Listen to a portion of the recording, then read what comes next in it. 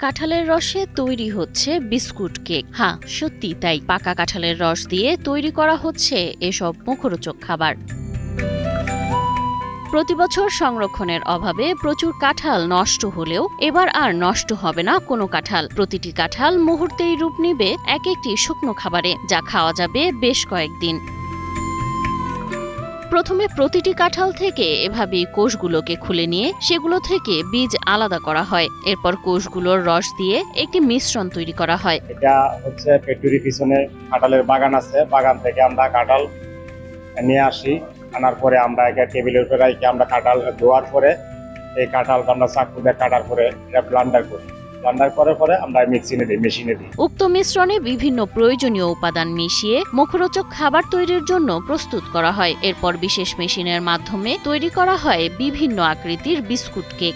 মেশিনে দেওয়ার পরে এটার মধ্যে আপনার দেওয়া হয় বাটার, ঘি, দুধ, ডিম, এগুলো দেওয়ার পরে ময়দা দেওয়ার পরে এগুলো মিক্সার করি। কাঠবাদাম দেওয়ার পরে আমরা কাটিতে তো আপনারা দেখছেন এইভাবে কাটার পরে আমরা ওভেনে দিই। মিশ্রণটিকে বিভিন্ন আকৃতিতে সাজিয়ে বড় ওভেনে 25 থেকে 30 মিনিট বেক করা হয়।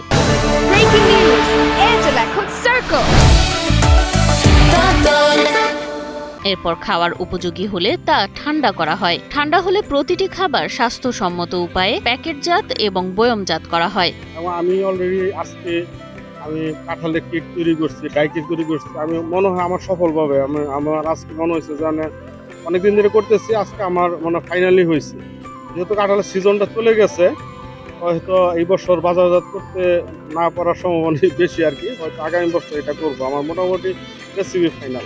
গাজীপুরে প্রচুর কাঁঠাল উৎপাদন হয়, তাই অপচয় রোধে পাকা কাঁঠালের রস দিয়ে এবার বিস্কুট ও কেক তৈরি করছেন শ্রীপুরের উদ্যোক্তা আব্দুস সাত্তার ভূঁইয়া। উক্ত কাজে নিজের সন্তানের সহায়তাও নিচ্ছেন তিনি। আমি আপু অনেকদিন যাবত ফুড নিয়ে ব্যবসা করতেছে, যার কারণে আমার চিন্তা হচ্ছিল যে চাকরির পেছনে না ধরে আমি ফুড টেকনোলজি পড়াশোনা করতেছি।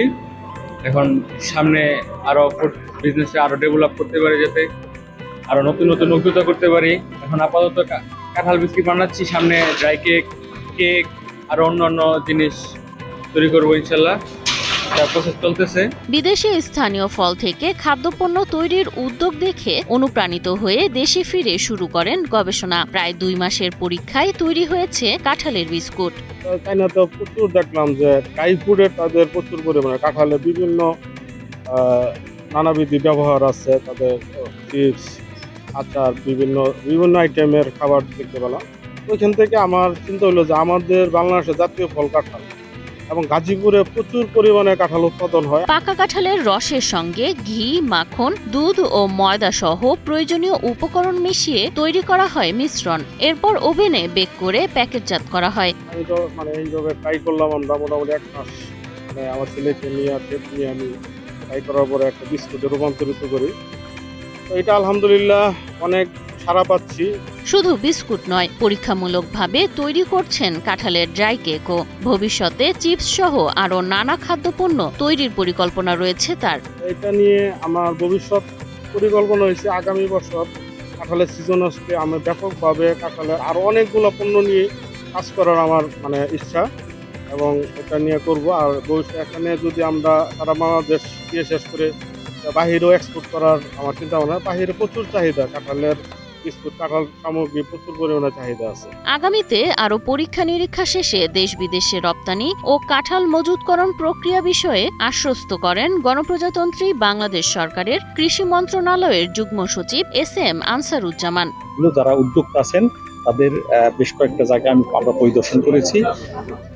সেক্ষেত্রে এখন যেটা পরিদর্শন করলাম, কাঁঠাল থেকে বিস্কুট এবং কেক উৎপাদন করা হচ্ছে, এবং ড্রাই কেক যেটা দেখলাম সেটা আমরা খেয়ে টেস্ট করে দেখলাম। তাতে যেটা মনে হলো যে প্রাথমিক অবস্থায় টেস্ট অনেক ভালো, এবং আশা করা যায় এটা এবং তার যে মূল্য যেটা ধার্য করেছেন, তাতে মনে হয় যেন হয়তো এটা বাজারজাত করলে এটা সে ভালো ফল পাবে।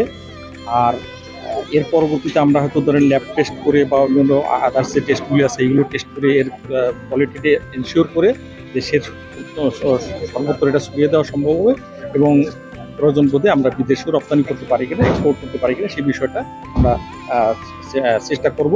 উদ্যোক্তার আশা, কাঁঠাল প্রক্রিয়াজাত করে সারা বছর বাজারজাত করা গেলে কমবে অপচয়, বাড়বে কৃষকের আয় এবং তৈরি হবে নতুন শিল্পের সম্ভাবনা।